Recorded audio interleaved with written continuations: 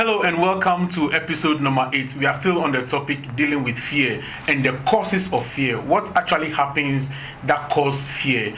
And today we are going to discuss being or stepping in a bigger shoe. Stepping in a bigger shoe. When you are stepping in a bigger shoe, it can create so much fear inside of you. Now, human beings as we are, we have decided to put structures in place, institutions in place, and we create vacancies for individuals to fill those vacancies so that they go ahead with the vision of that organization. It happens in schools, churches, even as a country, we still have one person as a leader. And due to certain circumstances or events, vacuums are created in these positions. And these events can actually be death. Death can bring a vacuum or a vacancy to a position. Absence of somebody can create vacancy. And then I must also say that retirement or when somebody goes on pension can also create vacancy, for which reason somebody or an individual is picked or chosen or appointed to fill in that big shoe. So we are saying in this episode that stepping in a bigger shoe can cause fear. Now the question is that why and how can being in a bigger shoe cause fear to somebody? How? So the first point you need to know is that you need to find out, or you need to know and come to the realization that you are not the only person who is qualified to be at that position. There are so many people in that organization. There are so many people in that school. There are so many people in that church or even the political party that you belong to. So the question is that why should they choose you and not them? There are people who are even more qualified or might be more qualified than you who even think that they are supposed to occupy those positions. But you are just coming in and by favor of some reason you have been chosen to fill that gap. Number one, you need to know that those kind of people who feel that they are supposed to get those positions will not be happy with you. That is the reality. So you see that there will be disloyalty to you, there will be disrespect for you. You say A and then they will say B. They will cause you so much pain. And having this thing in your mind can cause fear inside of you. The other reason why stepping in a bigger shoe can cause fear to you is that you need to know that somebody has already been there and that person has raised a certain standard that at least what you can do is to maintain that standard. So the fear of maintaining that standard or taking it to a higher level can also put fear inside of you. If your predecessor was able to do something very, very great, then you have the mandate to either maintain it or take it to a higher level, and that can put fear inside of you. The other thing also that can make this kind put fear inside of you is where there is so much expectation for you. So for example, there is a school that is not doing well and then the headmaster has been kicked off or something of that sort. There's so much expectation, or a business that is going on, the revenue is going down and the board of directors decided to change and put you there. The expectation is very high. If the remuneration of the staff of a particular company is not too good, and when they put you there, the employees or those who are the workers, they will be so much expecting a lot of things from you. So these are the reasons why stepping in a bigger shoe can cause fear in whatever you are there to do. Now let me give you an example from the scriptures. When you go to the book of Exodus, there was this great man that God lifted him up. I'm talking about Moses.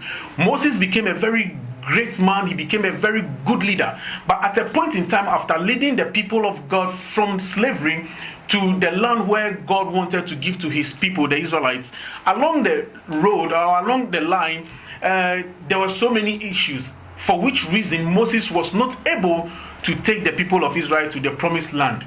So Joshua had to step in. So this is a clear example in the scriptures that we can use to buttress this point. Now the thing is that how do you deal with this kind of fear? We are now coming to talk about how to deal with this kind of fear. The first thing you need to know or do is to get a sure word from the one who appointed you. Hey, Mr. Minister, Mr. CEO, you have been appointed by a board of directors.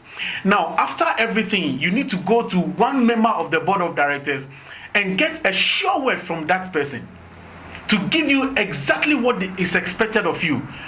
Mr. Chairman or Mr. Minister of State, the president has appointed you to be a minister of a particular section of the government. What you need to do after the fanfare, after the public show, after everything that has come out, go back to the president and say, Mr. President, you have appointed me to be the Minister of State. Give me one sure word that will push me. And trust me, that word from the president will take you along. So you can imagine the president telling you that, Mr. Minister, I trust you. That is why I put you there. This can give you so much vigor to be able to deal with your fear. I must tell you my own story, and I want to take this opportunity to thank the Apostle General Reverend Sam Kranchi Ankra, founder and leader of Royal House Chapel International. When he called me, he said, my son, come, let me give you a sure word. I am posting you to one of our assemblies to be a pastor over there. Get this sure word from me. I trust you, and I know you can never fail. Go there and make us proud. This word from the Father, the Apostle General, has kept me. So anytime I am dressing or getting ready to go to church, this word pushes me. It takes away every fear from me. Despite all the ups and downs in that particular assembly, the word of the Father, the Apostle General, always encourages me, and I go and I preach like I'm preaching to thousands of people. This is what the sure word can do for you. Now let us go back to the scriptures, Joshua chapter 1 verse 5 to 9. Joshua did exactly what I am talking about. He went to God Almighty, who appointed him to step in the bigger shoe of Moses, and God gave him a sure word. So I like what Joshua chapter 1 verse 5 to 9 said, especially the verse 5. God told Joshua that just as I was with Moses, so will I be with you.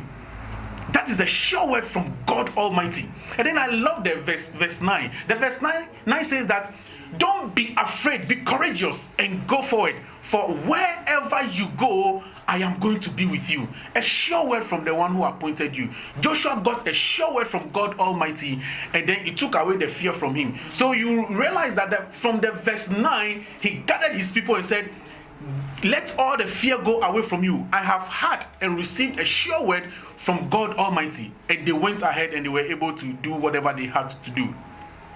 So get a sure word from the one who appointed you. The second thing that you need to do is that you need to get a mentor. Somebody who can direct you in times of trouble. In the new position that you are in, there will be so many challenges, storms, and issues that might be more than you, that you can never take care of. So you need a mentor who will guide you. And this mentor should be somebody who is rich in experience, who knows what you are doing, so that he can direct you, so that anytime you have an issue, you can go to this mentor, and then that mentor is going to do what? Direct you so that you will not fail.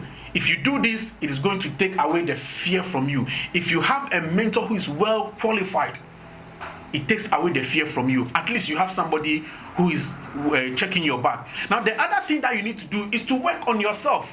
See it as an opportunity. There are some people, when they get a new appointment to head a bigger position, they see it as a trap. They say that, oh, this board of directors, they want to sack me out of this company, so they are giving me this big opportunity. They want me to go and disgrace myself, so that they will use that one as a yardstick to take me out of the company. Wrong. The son of the Apostle General Reverend Sam Kranchi Ankra, Pastor Adom, I am here begging you that take it as an opportunity. When the Apostle General called me and told me that I am taking you to one of our branches, a lot of people came to tell me that, hey, that branch, there are so many problems, don't go. But I saw it as an opportunity, and I took the words of the Father, the Apostle General, and today I am, by the grace of God, I am doing well in that particular assembly. And I'm expecting God to come in, because he has spoken to the Apostle General who chose me. So I know I'm not going to fail. Get in mind that it is an opportunity. Grab it. And let me tell you something. Anytime you get into a bigger shoe and you see it as an opportunity, you are always at the advantageous point to get to the next level. Let me give you an example of this great man that we have in our country. His Excellency, former President John Dramani Mahama. He used to be an MP, and then he had the opportunity to become a deputy minister. And then he took advantage of it, and then he became a vice president. And then he said, the sky is not the limit. I will perform very well. I will grab this opportunity and do what I'm supposed to do. And then guess what? He became the president of this country. I'll give you another example. Our current president, His Excellency Nana Dankwa Akufo-Addo. He was once an MP as well. And then he became a minister of state in Kufuor's regime. And then today, as we speak, he is the current president. Who told you that that high position is going to disgrace you? It is not supposed to disgrace you. In fact, even if it is meant to disgrace you, take it as an opportunity and work hard to the next level.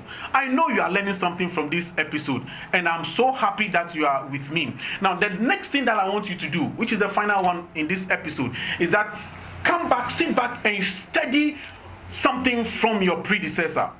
Your predecessor definitely will have his strengths, and then he will have his weaknesses.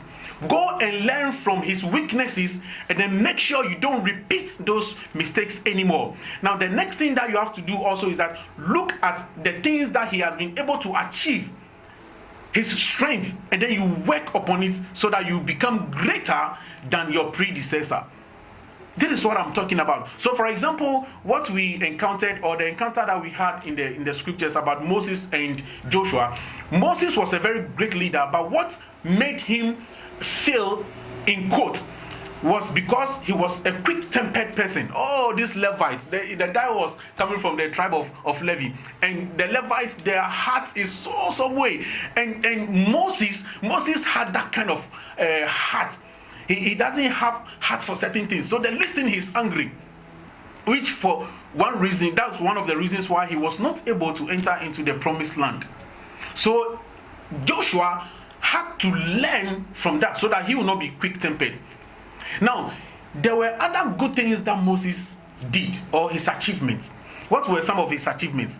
As a leader, anytime the people of Israel confronted him with problems, he was able to solve it. How was he able to solve it?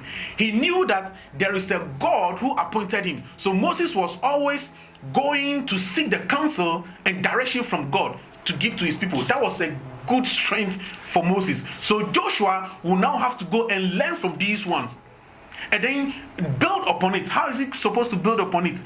Moses was waiting till the problems were coming before he went to God. But Joshua will have to learn that if I want to be greater or do more than my predecessor Moses, I don't have to wait for the problems to come. I will now have to be proactive and go to God and say that, God, the way I'm looking at things, these Israelites, from the past experience, I know this is what is going to happen. So God, give me the wisdom and counsel before they confront me with their problems. It means that as a new leader or somebody who has taken into the bigger shoe of a great person, you have to be proactive. If you are that kind of person, there is no way fear is going to grip you. I believe and I hope that you have learned something in this episode. I can't wait to see you in episode 9 and then in episode 10. God bless you and catch you on the flip side. Bye.